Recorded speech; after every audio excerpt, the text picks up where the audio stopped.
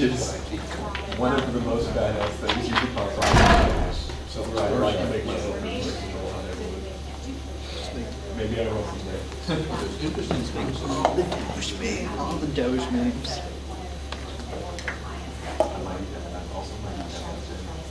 There we go for it.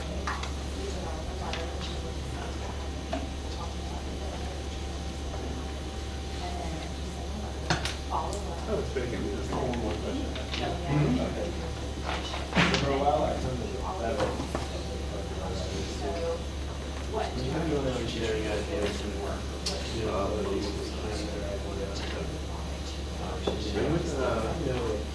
are you in the Tuesday, Friday, Monday? I can see it as one of the another section right after mine. It's a lot of them, like,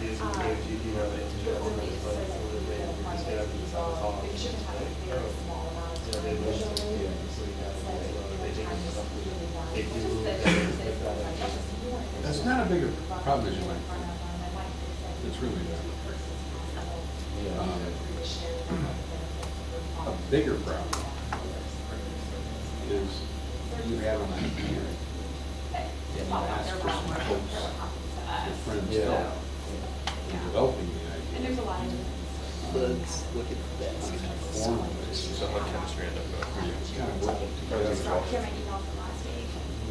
You're clearly, at least the light and only the ideas.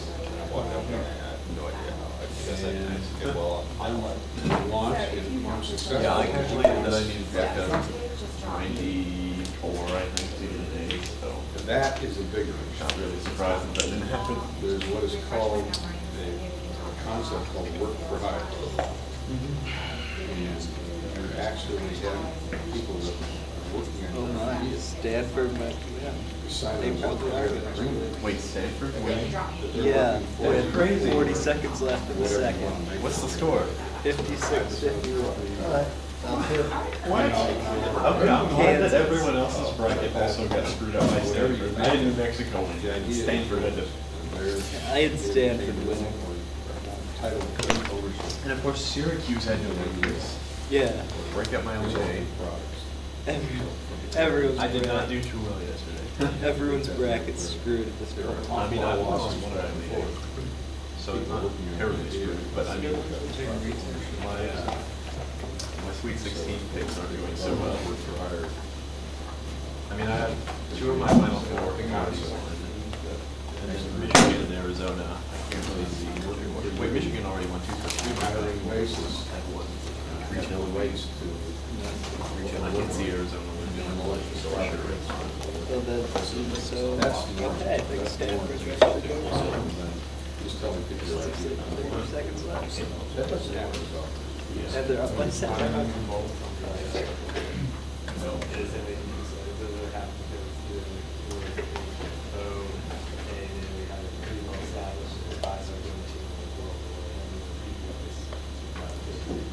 Exactly. This is crazy. When they think they have a better idea or a different idea, because they'd rather. Are you guys done? So I'm getting ready to start. Yep. Oh, thank you. So now it's gonna be a host to Grab it. justice.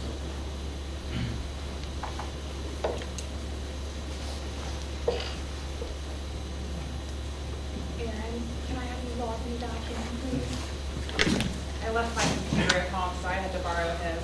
Walked right out, and left it on the counter.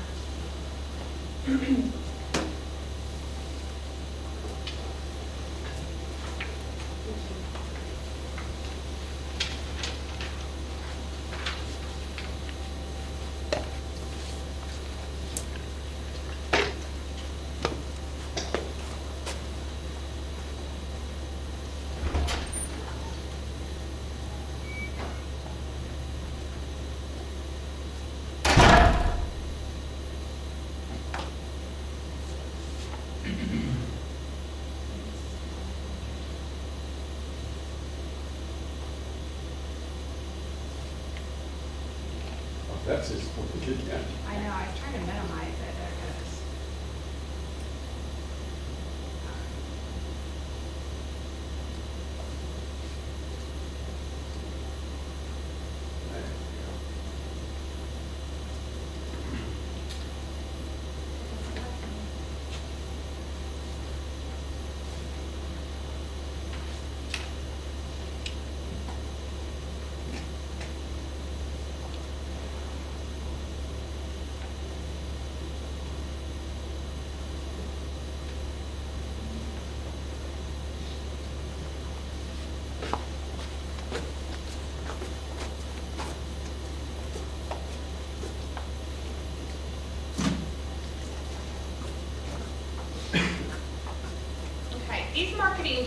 worksheets really build off of your target market worksheet. And so I just want to run through the content of these so you guys can fill them out in case you have any questions. I don't anticipate you will because it's a lot of the same information. It's a bit redundant, but again, this is actually breaking down who you're going to be selling to. So market analysis, are you private sector wholesalers, retailers, government, corporations? Understanding who you're reaching and going to be selling to, again, goes back to helping you understand how you're going to promote them and reach them. Will we be targeting customers by? And so this goes back to when you guys discussed who your customers were earlier, when you break down who your customers are and what their needs are, this will allow you to understand how you're going to reach them again. And we talked about our competition and why it's important to know who they are.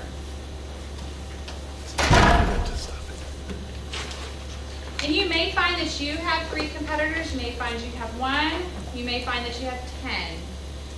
When you're working on your competition, keep in mind that it's your direct competitors. You're going to have indirect competitors, but really try to focus on who your direct competition is going to be. If you start listing all of your indirect competitors, unless there's one that has a really big market share, it's not going to be a big deal because we all have some type of indirect competition out there. Okay? How competitive is the market? This is really important because it allows you to know how you need to position yourself and how you need to sell the benefits to your customers off of what they're needing. So if the market is very, very competitive, what's an example that you guys have of a very competitive market?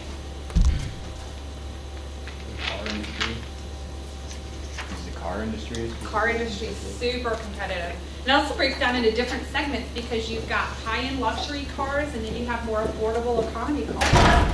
So, but they're both very, very competitive. Great example. What about a low competitive industry?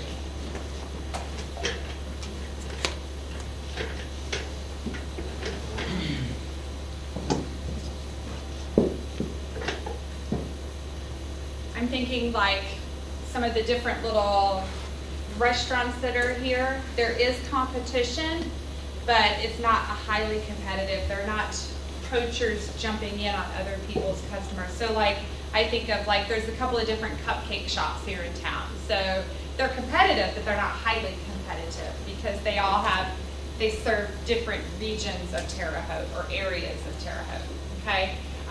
We talked earlier about the SWOT analysis, so this gives you a chance to really break down, listing what your strengths are, opportunities, what type of reputation, and also resources. Does your competition have any resources that's available to them that are not currently available to you?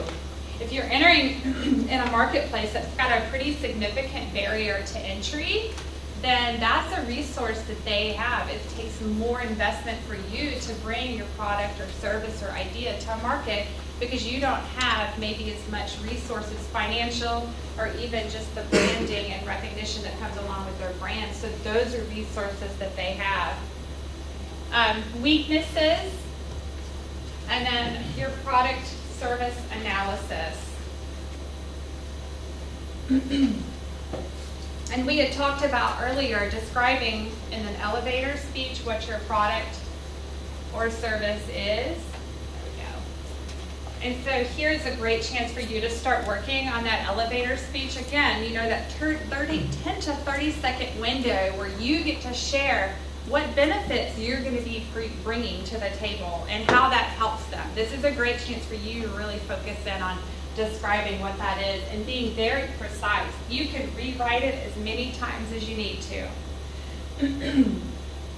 List the advantages your service has over the competition. And you can check them off. If there's something here that you don't see, just add it in there. And then what disadvantages? Are there any considerations? Where will you get your materials and supplies? What other considerations do you need to consider or think about? And then we talked about marketing. And one of the things that you probably have been able to tell as a theme of this is that marketing incorporates a lot of the same things that we've talked about. We talked about the image. We talked about features versus benefits. We talked about your pricing strategy. I think the grid is a great way for you when you're looking at your competition to point where all your competition is or place them in that grid, and then figure out where you want your product or idea to be as far as pricing. And even if you're selling your product or idea, you need to have an understanding of what it can bring in the marketplace, so that as you sell your idea to a company, that they know what kind of impact they're going to get from it, and that you've done your homework and you understand the benefits to them of purchasing this idea or product, prototype, concept from you. List the needs, list the customer services that you provide. What customer services does your competition provide? And then what are your sales or credit terms? If you're doing a type of business and you're not going to be selling the product to consumers yourself, and you're doing, well, I guess regardless of how you're selling your product, you're going to enter into a contract with a manufacturing company. You could be entering into an agreement with consumers if they're doing retail from you. So really understanding what the terms are going to be. If you're in a retail operation, you know, this is how do you plan to sell it? Is there going to be credit card processing? Is there going to be returns? How that's going to work? Credit terms. If you're doing something with a manufacturing company, this will all be outlined in the contract as well. Any questions so far? We've talked about advertising and promotion. Here you're going to be recapping your mission statement, and then things that you want to communicate to your customers. And again, what are the benefits that you're going to be bringing to your customers? How do you solve their need? And if you, again, like we talked about, we all purchase things because we need something from that. So how do you solve their particular need? We talked also about all the different promotion and advertising sources. When you're thinking about marketing and promoting and advertising, one of the questions that I got actually over the break is, how do you plan for that? Well, if you are in, or if you're going to be entering into a type of business, then a lot of times what happens is when you first release the product or idea, there's actually a big, huge bang for advertising. That's where you put a lot of the investment and your resources in. And then after that first big bang, every month you have a consistent dollar amount that you do. So for the first release, you really put a lot more resources and investment in it. And then as you continue to operate or develop that, you have the consistency there. And that consistency reinforces the branding of your company and of your idea or product or service. So, for example, when we get into when I go through and outline the marketing calendar, and we talked a little bit about cycles within the year, if you're starting your business, and let's say that I'm starting a bakery in the summertime, I could do a really soft grand opening, and so just kind of have a couple $1,000s maybe that I invest in local media outlets, but then continue that and decrease my investment maybe to about $500 to $1,000 so that I continue to stay top of mind, people continue to hear about me.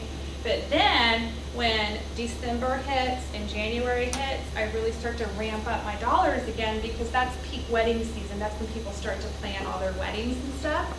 And so I'll be going to a lot of expos. So that'll be where I invest more of my money. So think about your advertising, think about how you want your budget to look, and think about which ones your customers are going to be participating and listening, reading, reviewing. One of the things that you will want to see up here that you don't see up here is your social media. So I would definitely write other in, because you can do a lot of promotion as well with different social media outlets.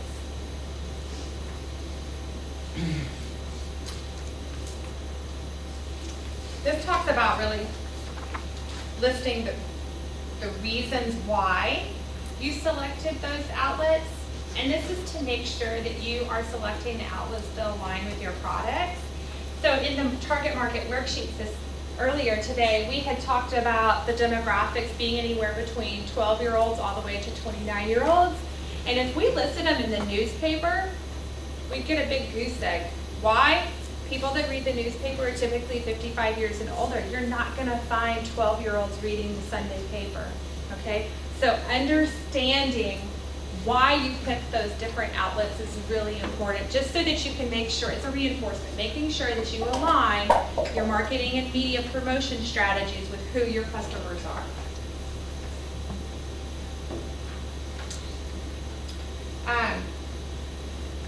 I am not going to jump into this. This will actually be something that Dick talks about next week. But it does give you a tool to help you kind of start brainstorming. And so the business plan is also, and this is by no means a detailed business plan, but it does get you to kind of start thinking about it. So one of the things that I would recommend that you do is maybe before next week, if it would help, maybe just say jot down some ideas in the last few worksheets. So that you can start thinking about the business plan and like, what is the purpose of your business? What is the purpose of the business plan? Why are you writing a business plan? Everybody writes it for different reasons. Some people write it for money. Some people write it just to understand how they're going to bring their product or service to the market. Some of it's just to be more organized as a company. So please go ahead and start kind of brainstorming this component here, or this section. Any question on the first part of the worksheets here? Okay. The next two things that I'm going to go through is I want to show you a marketing plan and what it looks like.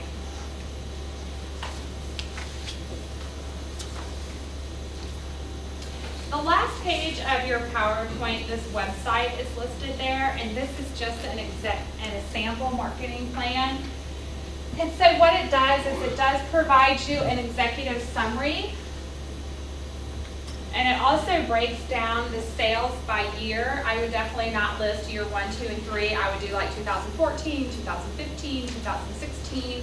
Whatever your operating year is going to be, I would notate that at the bottom. But you can also see how they did in the sales by year, how they broke down the game loads versus sponsorships versus custom games for corporations.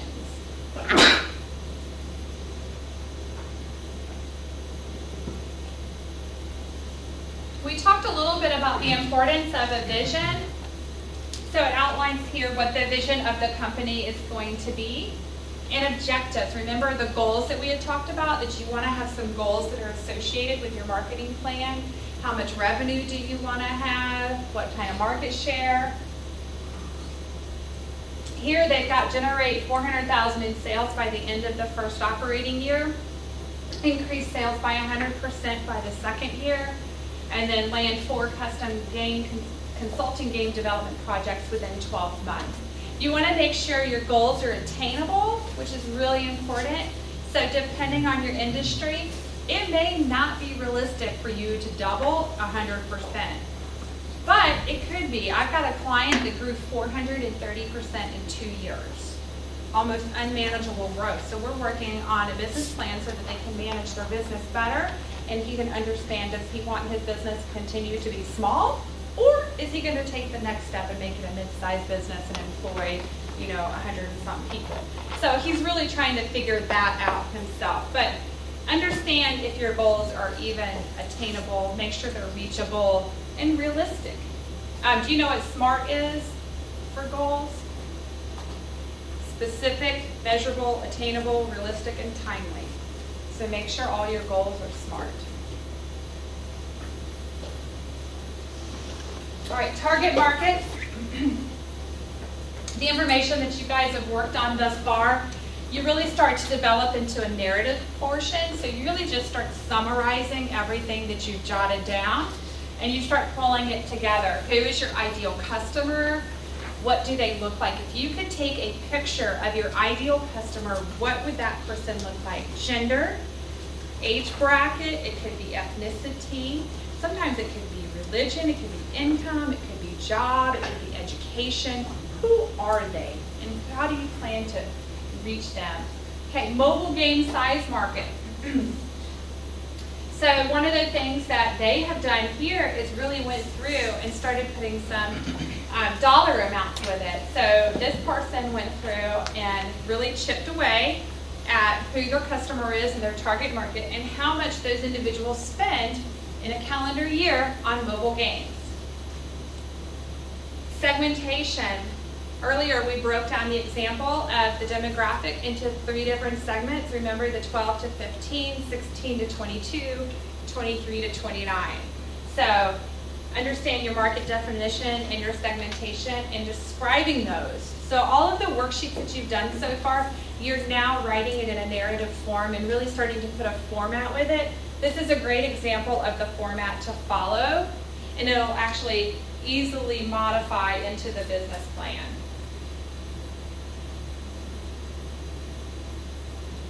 And you can see here where they've broken down both of the 2 different segments, segment 1 and segment 2. 1 is mobile game users, and 2 is the organizations that want to reach youth and young adults.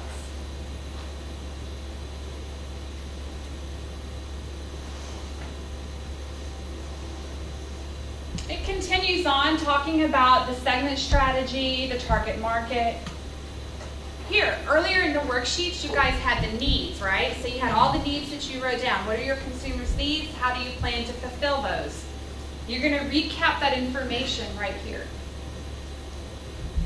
The whole purpose is by the time you're done with a marketing plan, it's something that you'll be able to roll out and implement. Also gives you a better idea of how it's going to be structured.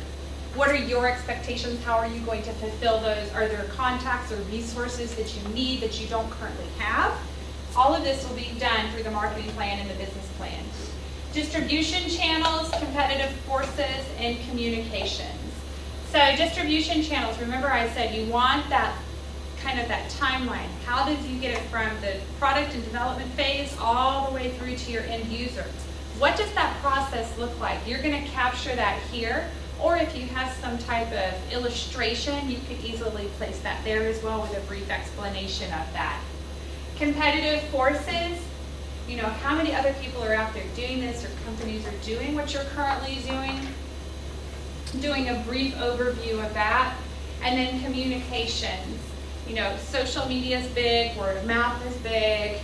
Is that going to help you? If it is, talk about how you anticipate that helping you.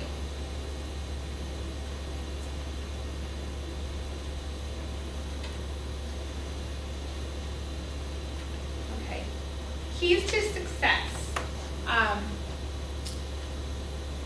Really what makes you unique, what makes you different. We had talked about that earlier in our target market worksheets. What sets you apart from somebody? It could be customer service, it could be the continuation of research and development. So what makes you so special from your competition? And how are you going to leverage that uniqueness to really capture your market and reach them?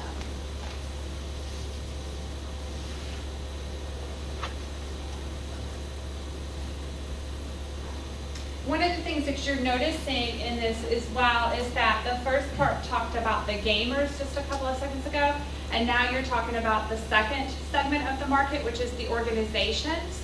So you're really going to be talking about the needs of each of the different segments of your market and what requirements you're going to have.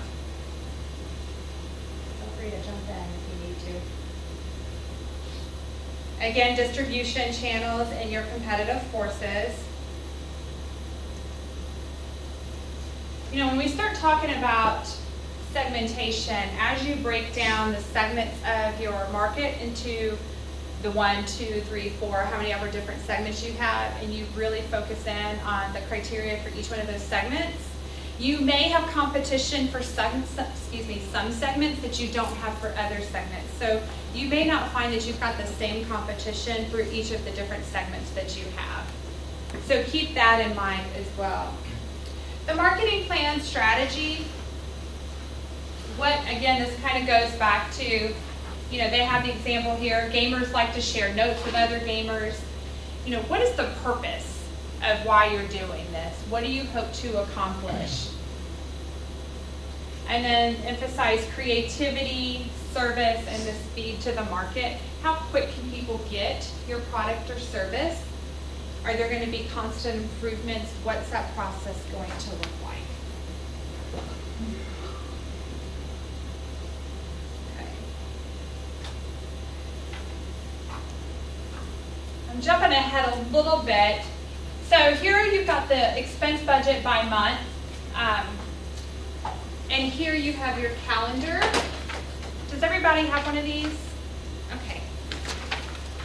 So this is just for the calendar year 2014. And like I said, I can send all of this stuff to Aaron and he can disseminate it to y'all, or you can email me for it. But what you're going to see is really breaking down the months and what kind of budget you're going to need for each of the media outlets. So this is broken down into quarters.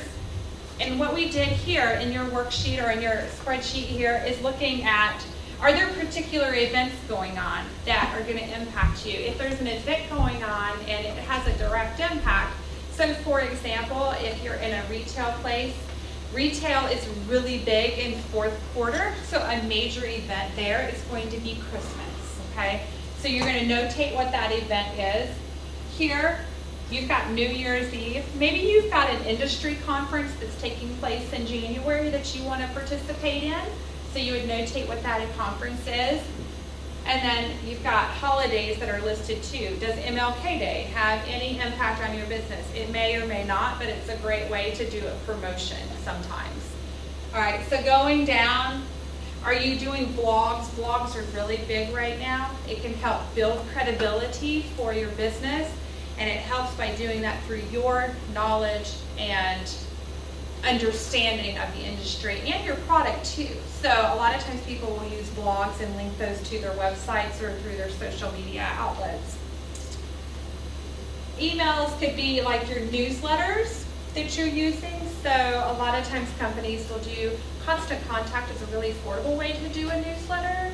And so you can send newsletters out. It could even be to investors. If you get on a mailing list, doing helpful tips, hints, all kinds of information can be on newsletters. Make sure they have a way to opt out of those. But there's a lot of tracking that can take place with newsletters. You can see who opens it, you can see who forwards it, you can see who deletes it. So there's a lot of tracking mechanisms there as well. And then sales and promotions. So a lot of times, and we see it end of the year, you know, buy a new car because they're trying to get rid of their old inventory. You see it Veterans Day, you see it 4th of July, furniture places trying to have sales. Is there something going on in your industry that you need to have a specific sales or promotion? Back to school, you see it with school supplies, you see it with school clothes, things of that nature. Public relations, are there any programs or press releases that you can do? So I talked last week about one of our clients with the female-friendly oil change facility. She's got a ton of press releases because she's so unique and different for Terre Haute that she hasn't had to pay for those. So think about different press releases that you might be able to do. Some of them could be local, they could be regional. You could probably get some press releases in some magazines or industry literature that's out there, just depending on what ideas you guys have and if it's applicable. The keyword search, this definitely should be in there. Really, almost no matter what, you should have something aligned with your keyword searches so people can find you really easily and access you. Site targeted ads. Do you guys know what I mean by site targeted ads? So, a couple of different things. Like on Facebook, you sign in and all the ads on the side are really geared to what your preferences are. Have you guys noticed that? Okay. And even in my Yahoo email, the little ads on the side are geared towards me too. Those are site targeted ads. There also could be some websites that your customers might go to shop. It could be industry websites, and so you can a lot of times purchase, not the pop-ups, but you can purchase ads on those websites as well. So site targeted ads is really just purchasing ads through a social media outlet, or it even could be like when you're logging into, or when you're searching on Google, the advertisements on the side are paid for, and the ones at the very top of the search bar are also paid for, okay? May or may not apply to you, so online auctions and stores, affiliate programs, you've got the social media, and that's if you do something other than site targeted ads, because I really would